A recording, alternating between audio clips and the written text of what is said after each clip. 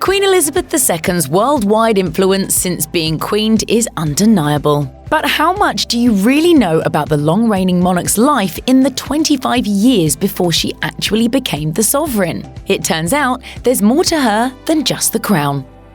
Though Queen Elizabeth embodies royalty so seamlessly that it feels as if she must have been prepared for life as the Queen since the day she was born, this actually isn't the case at all. According to BBC's History Extra, Princess Elizabeth Alexandra Mary Windsor was not expected to ascend the throne at all. Britain was in turmoil at the time of her birth due to several concurrent events like post-war financial problems, plummeting coal prices, pressure on the mining industry, and outrage over the government's plan to reduce the wages of miners.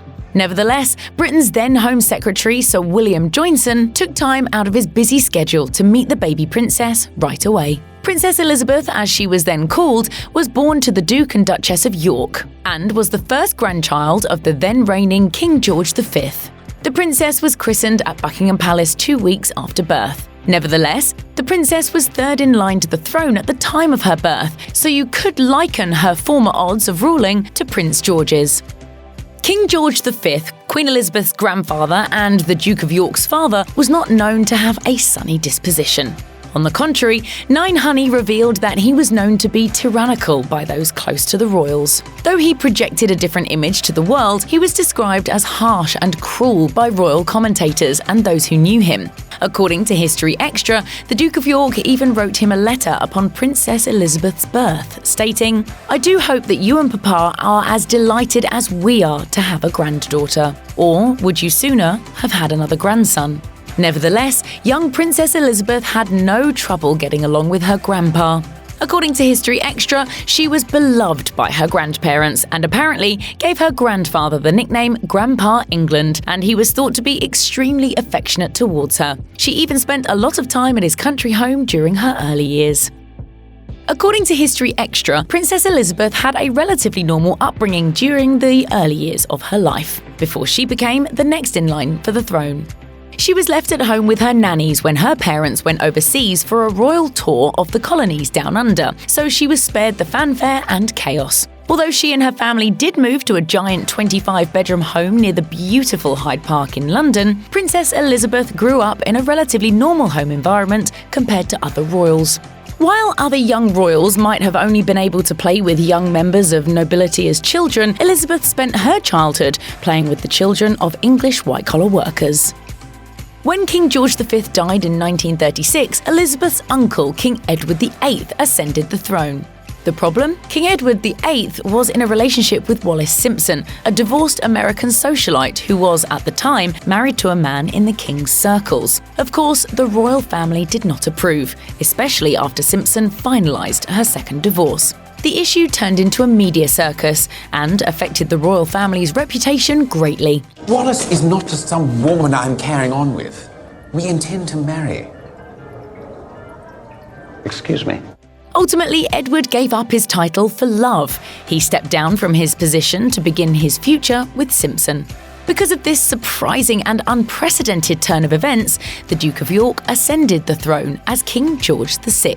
As for his daughter, Princess Elizabeth, she became the next heir to the throne, and the course of her life changed in the blink of an eye. According to the royal family's website, Elizabeth's education regime changed when she became the heir presumptive. She began to study subjects like constitutional history and law in preparation for one day becoming queen. Can you imagine meeting your life partner at age 13? Though it might seem unfathomable, this was Queen Elizabeth's reality. According to Vanity Fair, the fateful meeting occurred during a trip to Dartmouth just before World War II devastated the region. Princess Elizabeth was visiting the Britannia Royal Naval College with her parents and her sister when the family found out there had been a contagious outbreak on the premises. The then 18-year-old Philip Mountbatten, who was a cadet at the Royal Naval College, was asked to keep the sisters occupied. Royal historian Christopher Warwick shared with Vanity Fair, "When he got tired of playing train sets with them, it's famously known that he said, 'Let's go and jump the nets on the tennis courts.' And Princess Elizabeth was just overwhelmed by Philip, really." According to biography, Philip spent time with the royals on the Victoria and Albert yacht the next day, which further fueled the princess's crush on the teenager 5 years her senior. Nevertheless, her feelings were unrequited at the time. Though many children, especially those from noble families, were sent into hiding during World War II, this was not the case for Princess Elizabeth, according to biography. The British government did encourage the king's wife and daughters to relocate to Canada, but the then queen put her foot down, famously saying, "The children won't go without me, I won't leave without the king, and the king will never leave." Princess Elizabeth and her sister instead moved not far outside of London to Windsor Castle. The young princess wanted to do her part for her nation by helping with the war efforts, but her parents initially prohibited her from enlisting in the military due to tradition. Elizabeth stood firm, and she was finally given permission in 1945. The 19-year-old princess ended up joining the Women's Auxiliary Territorial Service, where she received mechanic training. The media dubbed her Princess Auto Mechanic, and her parents grew incredibly proud of her efforts. Princess Elizabeth and her crush Philip Mountbatten stayed in touch via snail mail after the war broke out, and in 1943, Philip attended a Christmas celebration at Windsor Castle.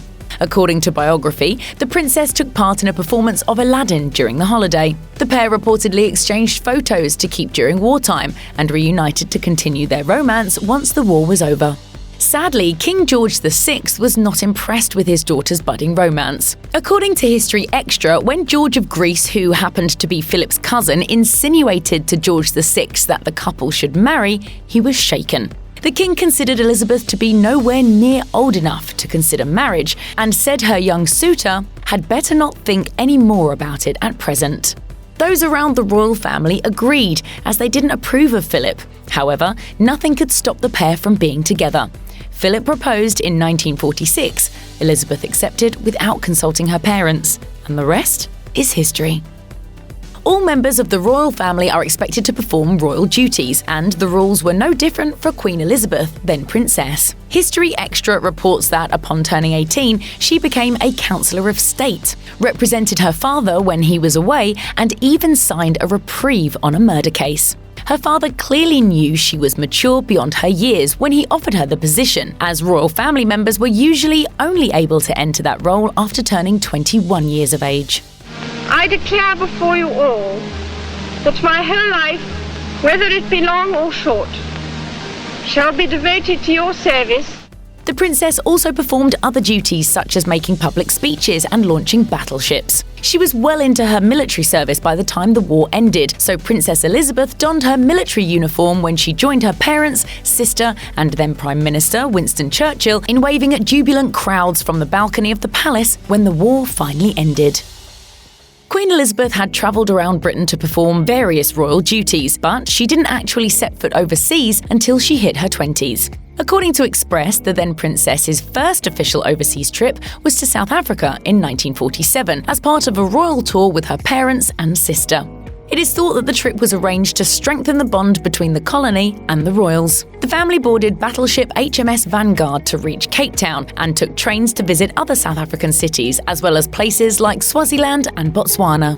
The trip was extra special for the princess as it coincided with her 21st birthday. The occasion was celebrated with much fanfare, and the South African government even gifted the princess a beautiful necklace with 21 diamonds to mark the occasion. Little did she know that within 5 years of that trip, she would ascend the throne as the Queen of Great Britain and the Commonwealth.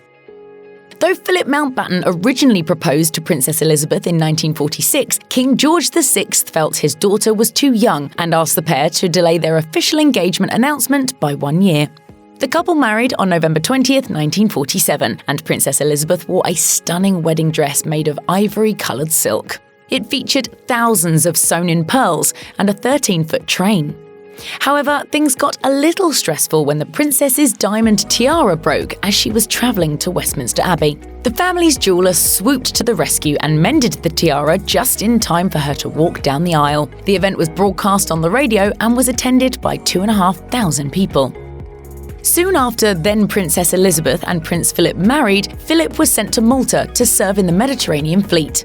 His new wife gladly visited whenever she could. According to Times of Malta, one visit occurred around the time of the couple's second wedding anniversary. She also spent the holiday period at Villa Guadamanja, along with none other than her new aunt and uncle, the Earl and Countess Mountbatten of Burma. When she visited Malta again, she took part in the annual parade on behalf of her father. The princess continued her stay until the week after her 24th birthday and returned once again for the Christmas holiday period and stayed for about 3 months, her longest stay. She visited one final time in 1951 before becoming queen.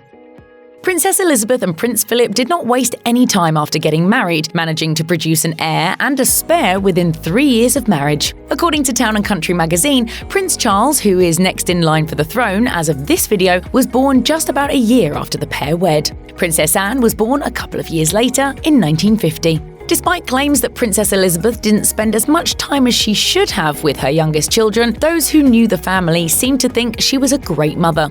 Historian Robert Lacey told Town & Country that the then princess thrived on her children's nanny's day off, saying, "When Nanny Mabel was off duty, Elizabeth could kneel beside the bath, bathe her babies, read to them, and put them to bed herself."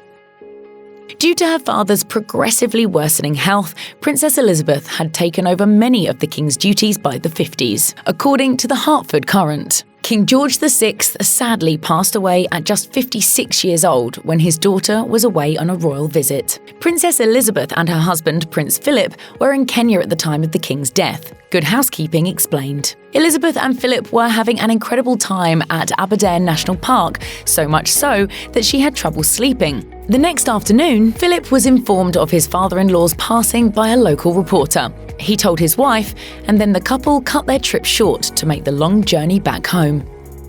Long live Queen Elizabeth.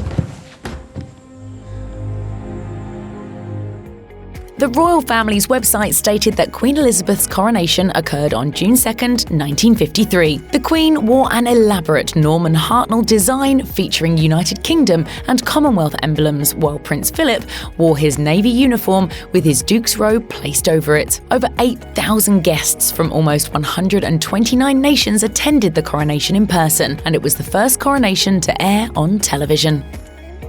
Check out one of our newest videos right here. Plus, even more list videos about your favourite royal family members are coming soon. Subscribe to our YouTube channel and hit the bell so you don't miss a single one.